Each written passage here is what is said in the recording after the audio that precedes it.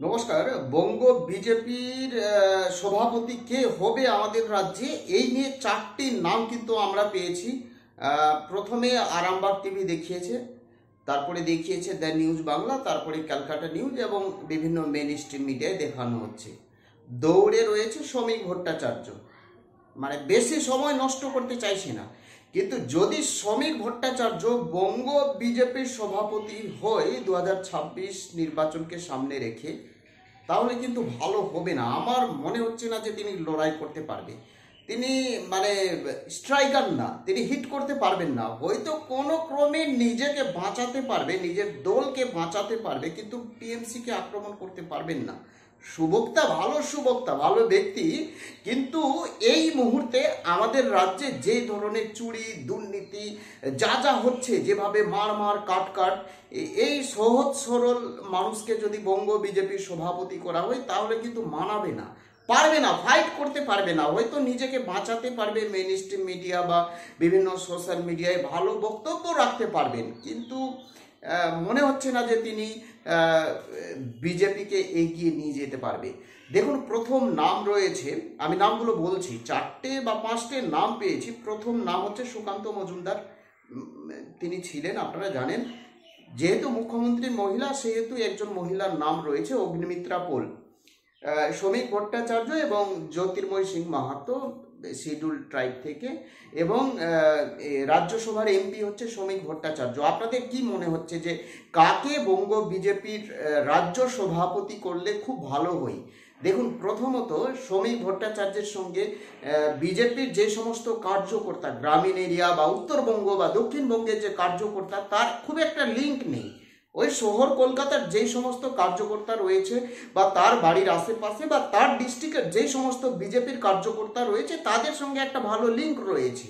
কিন্তু এই যে যোগাযোগ থাকবে, যেভাবে দিলীপ ঘোষের সঙ্গে প্রত্যেকটা বঙ্গ বিজেপির কার্যকর্তাদের, নিচু লেভেলের কার্যকর্তাদের একটা লিঙ্ক বা কন্ট্যাক্ট রয়েছে, শুভেন্দু অধিকারী যেভাবে জেলার প্রত্যেকটা যুব মোর্চা থেকে শুরু করে আরও যে সমস্ত কার্যকর্তা রয়েছে, অ্যাক্টিভ কার্যকর্তা, তাদের সঙ্গে যেভাবে লিঙ্ক বা যোগাযোগ রয়েছে, সেই ধরনের যোগাযোগ কিন্তু শ্রমিক ভট্টাচার্যের সঙ্গে নেই।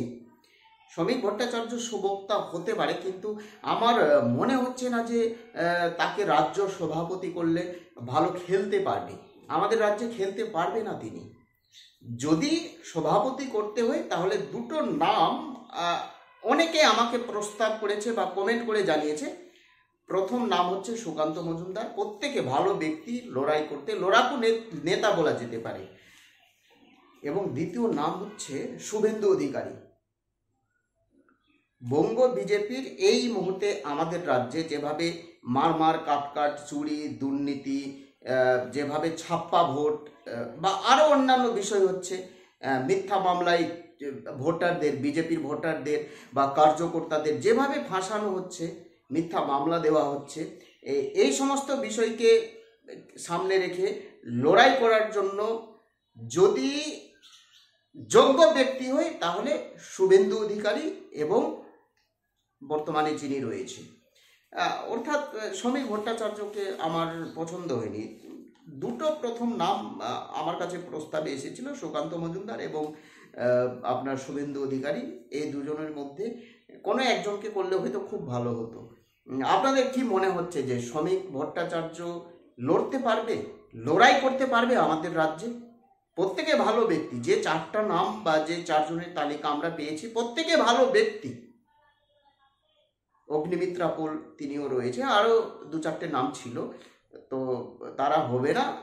দৌড়ে রয়েছে মেন স্ট্রিম মিডিয়ায় দেখছি শ্রমিক ভট্টাচার্য, কিন্তু শ্রমিক ভট্টাচার্যকে না করে হয় শুভেন্দু অধিকারী, না হয় সুকান্ত মজুমদার। এই দুটো ব্যক্তি হচ্ছে পারফেক্ট ব্যক্তি। দিলীপ ঘোষকে কেউ গ্রহণ করতে চাইছেন না। দিলীপ ঘোষ আর আমাদের রাজ্যে জায়গা পাবে না, বিজেপির হয়ে কোনো পদ পাবে না।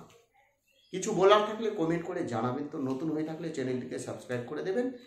প্রত্যেকটা আপডেট, প্রতি মুহূর্তের আপডেট আমার এই চ্যানেলে পেয়ে যাবেন। এবং 3 তারিখ 32,000 চাকরি বাতিল মামলা আজকে উঠেছিল। 100% আমি লাইভ ভিডিও দেখছিলাম, অনেকক্ষণ ধরে লাইভ ভিডিও দেখছিলাম। চাকরি কিন্তু বাতিল হচ্ছে, মোটামুটি বাতিলের ক্ষেত্রেই এগোচ্ছে এই মামলাটি, যেটা লাইভ ভিডিও দেখে মনে হচ্ছে। 5 মার্কস যেটা ইন্টারভিউ নেওয়া হয়েছে কিন্তু অ্যাপটিটিউড টেস্ট নেওয়া হয়নি, সেটা কার্যত বোর্ড বা রাজ্য সরকার মিথ্যে কথা বলেছিলেন। কিন্তু যে সমস্ত ইন্টারভিউয়াররা ছিলেন তারা বলছে যে না, আমরা অ্যাপটিটিউড টেস্ট নেইনি। কয়েকজন ইন্টারভিউয়াররা বলেছিলেন যে অ্যাপটিটিউড টেস্ট নিয়েছি, ওই কাগজে কলমে। তো যাই হোক, প্রমাণিত হয়ে গেছে আজকে যে অ্যাপটিটিউড টেস্ট নেওয়া হয়নি এবং অতিরিক্ত 5 মার্কস দেওয়া হয়েছে বেছে বেছে। 5 মার্কসের অ্যাপটিটিউড টেস্ট, ওই 5-এ 5 দেওয়া হয়েছে যারা মাল্লু ফাল্লু দিয়েছে তাদেরকে চাকরি দেওয়ার জন্য, যাতে র্যাঙ্কে আসতে পারে। অনেক বিষয় কিন্তু কলকাতা হাইকোর্টে প্রমাণিত হয়ে গেছে। তো কৌব্রত চক্রবর্তী এবং আরেকজন বিচারপতি ছিলেন, এই নিয়ে আমি প্রাইমারি টেট নিয়ে আমি একটা ভিডিও দিয়ে দিয়েছি। 100% চাকরি বাতিল হচ্ছে। কিন্তু 3 তারিখে আমরা দেখতে পাবো যে বঙ্গ বিজেপির নতুন রাজ্য সভাপতি কে হচ্ছে এবং কাকে করলে ভালো হয়, আপনারা কমেন্ট করে জানাবেন। জয় হিন্দ।